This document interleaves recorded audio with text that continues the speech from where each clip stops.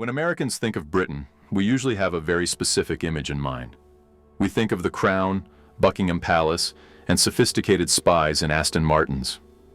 We see London, a global financial powerhouse, a city overflowing with Russian oligarchs, Middle Eastern royalty, and hedge fund billionaires. It's the image they've successfully sold us for decades, a wealthy, stable, premier ally. But that image is a lie. At best, it's a carefully curated 1% sliver of the truth. Because once you step outside that glittering bubble of London, the reality is brutal. Here is a fact that should stop you in your tracks. If you remove London from the UK's economic data, the rest of the country isn't just falling behind, it has collapsed. The average citizen in the rest of Britain is now poorer than the average citizen in Mississippi. Let that truly sink in. Mississippi is the poorest state in America, often used as our own benchmark for economic struggle. Yet vast swathes of Britain, former industrial powerhouses that once built the modern world, are now statistically poorer than our poorest regions. In some English towns, life expectancy is now lower than it is in Rwanda. How does this happen? How does an empire that once ruled a quarter of the globe deteriorate this severely, this quickly? I'm here to tell you that this wasn't bad luck. It wasn't an unavoidable accident of history. It was a choice. What we are witnessing is an economic crime scene. The victim wasn't just a nation. It was a once thriving middle class that worked hard, played by the rules, and got completely wiped out. This is the story of a divided kingdom. And it serves as a flashing red warning light for the American middle class.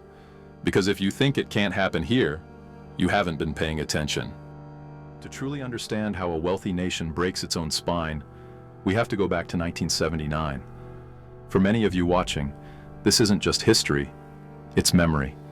You remember this era. It was a time when the Western world felt like it was stalling. In America, we had the malaise of the Carter years. In Britain, they had the winter of discontent, trash piling up in Leicester Square, bodies going unburied due to gravedigger strikes. It was chaos. Enter two figures who would define the decade, Ronald Reagan and Margaret Thatcher. They were political soulmates, arguably the most powerful duo of the 20th century.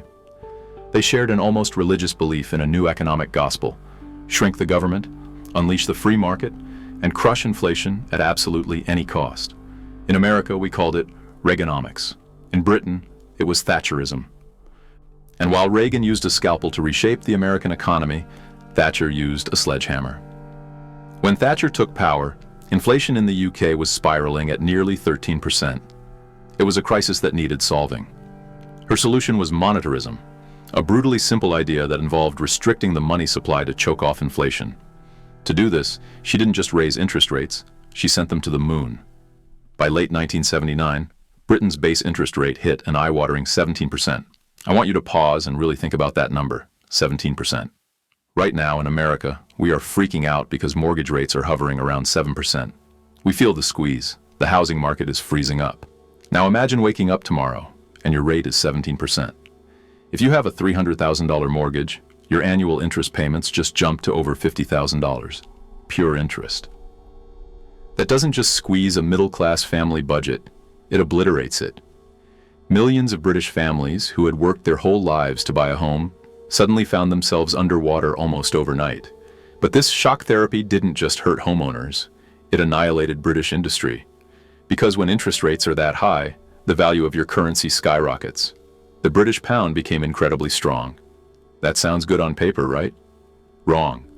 It meant that suddenly, British steel, British coal, British ships, and British cars became wildly expensive for anyone outside the UK to buy.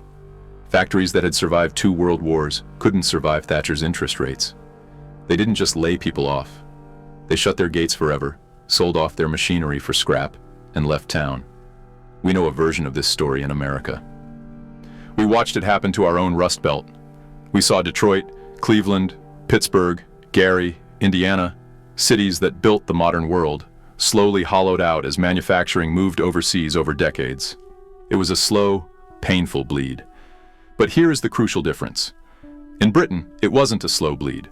It was a sudden, catastrophic amputation. It happened in the span of about 5 years. Entire communities, Proud towns in the north of England, mining villages in Wales, shipbuilding hubs in Scotland, went from full employment to economic wastelands almost instantly. There was no transition plan, no safety net, just a closed sign on the entire industrial base of the nation. And this brings us to the Great Betrayal. This wasn't just an unfortunate side effect of fighting inflation. It was in many ways a deliberate choice by the elite in London. They decided that Britain's future wasn't going to be making real things anymore. It was going to be about moving money. They needed a new engine to replace the industries they had just destroyed, and they found it in the City of London. In 1986, Thatcher unleashed the Big Bang. It was a massive, sudden deregulation of the financial markets. It replaced old-fashioned, face-to-face trading with computerized systems and, crucially, opened the doors to foreign banks. Overnight, London transformed from a sleepy, distinctly British banking hub into a global financial casino. Wall Street banks poured in. A new class of super-rich, champagne-swilling traders was born. It was the era of the yuppie, and they were making money hand over fist while the rest of the country stood in unemployment lines. The government had effectively chosen its favorite child, London finance, and left the rest of the family to starve. Before we move on to how this broke the housing market, I want to ask you, if you grew up in or near the Rust Belt during the 80s, does this story sound familiar to you? Did you see similar choices being made here, perhaps more slowly, but with the same result? Share your story in the comments. Are we watching history repeat itself? So, while the factories were closing in the north, something else was happening that would fundamentally break Britain's future. And ironically, it started with an idea that sounds incredibly appealing, especially to us Americans. It sounded like the ultimate realization of a property-owning democracy. For decades, Britain had a massive stock of what they call council housing. Think of it like public housing in the US, but vastly more widespread and generally of much higher quality. Millions of working-class families lived in these government-owned homes at affordable rents. It was a stable, if unglamorous, foundation for a decent life.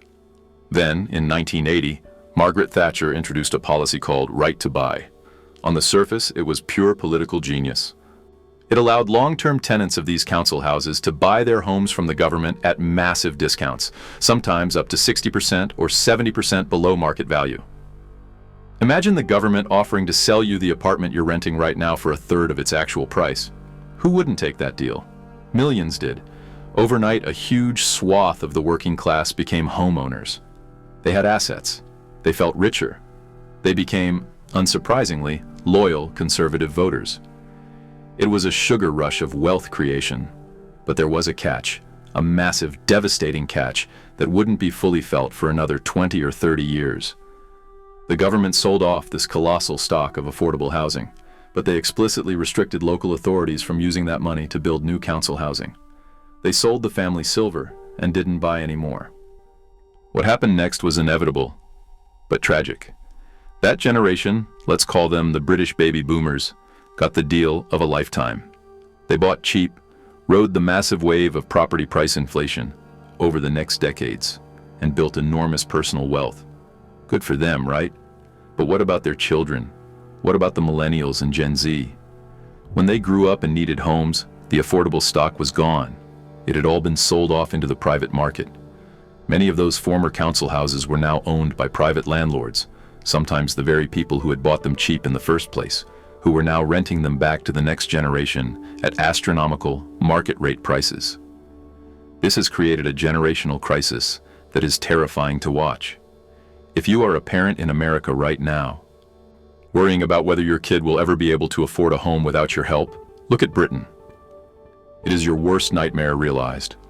Today, young people in major British cities, especially London, are often spending 50%, 60%, sometimes even more of their take-home pay just on rent.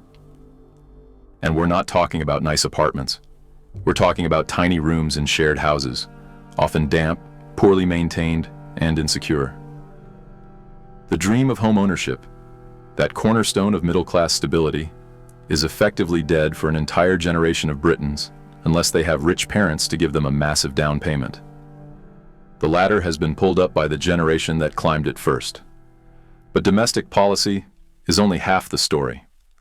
While British politicians were busy selling off the nation's housing stock, they were also rolling out the red carpet for a different kind of buyer, Remember the Big Bang? It didn't just bring foreign banks to London, it brought global capital. And that capital needed a safe place to park. London became the world's premier safety deposit box for the global super rich. If you were an oligarch in Russia, an oil magnate in the Middle East, or a corrupted official in a developing nation, you didn't want to keep all your money at home where it might be seized if governments changed. You wanted it somewhere safe, stable, with strong property rights. You wanted London. They started buying up prime London real estate not as homes to live in, but as assets to hold. Buy to leave became a real phenomenon. Entire streets in London's wealthiest neighborhoods, like Billionaires' Row in Hampstead, are eerie ghost towns at night. Giant mansions worth tens of millions of pounds sit completely empty year-round, their lights off, gathering dust, serving only as lines on a ledger for some offshore shell company. Meanwhile, actual Londoners, teachers, nurses, engineers, the people who make the city run, are pushed further and further out into the suburbs, facing grueling commutes because they can't compete with a billionaire who is happy to pay $50 million cash for a property he might visit once every 3 years. It warped the entire market. The insane prices at the top trickled down, pulling up prices in every other bracket until even a modest starter home became unaffordable for a regular family. And it gets even more infuriating. You might think, well, at least these billionaires are paying taxes to the UK, right? Wrong. Britain has maintained an archaic, almost feudal tax loophole known as non-domiciled status, or non-dom for short. It's incredible that this exists in a modern democracy.